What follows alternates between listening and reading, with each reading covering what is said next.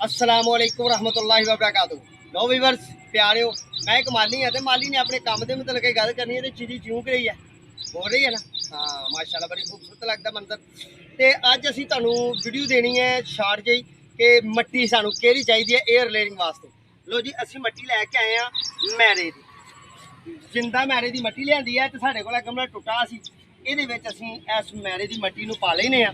ਇਹ ਮੱਟੀ ਬਹੁਤ ਜ਼ਿਆਦਾ ਨਮੀ ਵੀ ਨਾ ਰੱਖੇ, ਇਹ ਵੇਖੋ ਨਾ ਉਤੋਂ ਖੁਸ਼ਕ सी थलों, ये बहुत ज़्यादा नमी भी ना रखे, ताकत वाली जानदार मट्टी होए। ठीक है जी, इस मट्टी नूं असीं इहदे विच रख देना ते सावन के दिनों चढ़े सावन असीं एयर लेयरिंग करनी है किसी भी प्लांट की। मट्टी की तुहानूं वीडियो दे रहे हैं कि मट्टी किस तरह बनानी है। ठीक है जी, तो एक किहड़ी मट्टी होनी चाहिए? मट्टी होनी चाहिए पहाड़े मैरे की, यानी कि जिंदा मैरे की, तो चीकनी होए, थोड़ी जी चीकनी होए कि अपनी चिकनाहट ना गवाए, यानी कि अपनी नमी ना गवाए।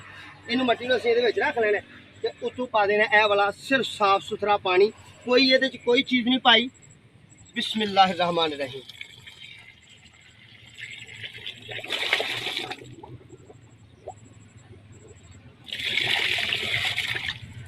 लो जी, ये असी पानी पा दिता जिन्ना कि इन्हें जज़ब करना है। इनू हुण असी दोस्तों कोशिश करनी है कि 48 घंटे तक फुल पानी दे विच भगोई रखिए, ताकि ये कोई टेम कोई रड़क किसी चीज़ की कोई मलाई बन जाए, बिल्कुल बिल्कुल मलाई बन जाए। जिस तरह के इट्टा पत्थर वाले या बर्तन बनाने वाले मट्टी नूं बना लेंदे ने, तो फिर ये तो पानी नितारांगे तो साफ करके जरा हाथ नूं झल्लन वाली हो गई, तो 48 घंटे बाद इंशाल्लाह अपनी एयर लेयरिंग असीं करांगे।